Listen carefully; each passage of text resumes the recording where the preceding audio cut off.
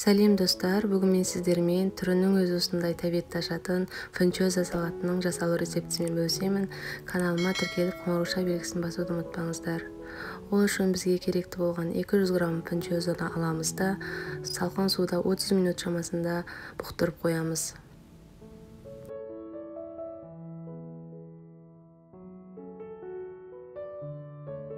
Ендігі кезекте біз салатымызға қажетті болған басқа да заттарымызды видеода көрсетілгендей етіп турап дайындап аламыз.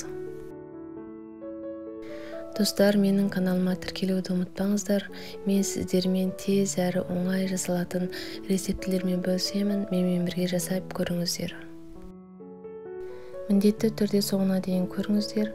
Бұрын соңды ешкім айтпаған фунчоза салат туралы бірнеше құпиямен бөлісетін боламын.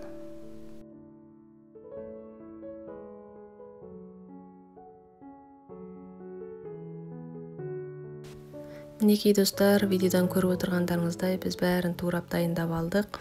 30 минут бойы суда бұқтырылған фунчозаны татымына қарай тұз қосылған қайнап тұрған суға салып пісіріп аламыз.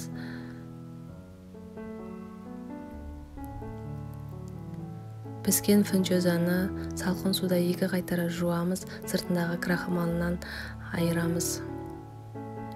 Сонда сіздердің фунчоза салаттарыңыз жылтырап, бір-біріне жабыспай әдемі шығатын болады. Жарты кесе мөлшеріндегі сұйық майымызды қатты қыздырып аламыз.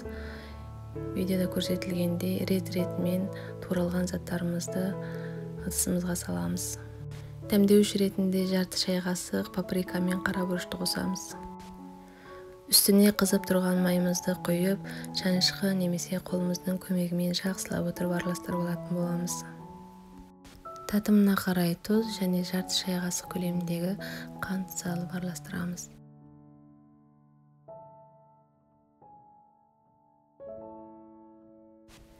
Салатты қызарту мақсатында мен хоңю деп аталатын майдан 2 ас қасық және де өзгеше дәм мен иіс беретін шаңлаю деп аталатын майдан 2 ас қасық сірке суынан жарты ас қасық мөлшерінде құйдым. Бұл заттарды сіздер Қытай тауарларын сататын дүкендерден таба аласыздар. Ең соңында туралған кинзаны салып жақсылап араластырамыз. Мінекей фунчоза салаты дайын. Ас болсын. Осы рецепті бойынша жасап көріңіздер, сіздерге ұнайтынына сенімдімін.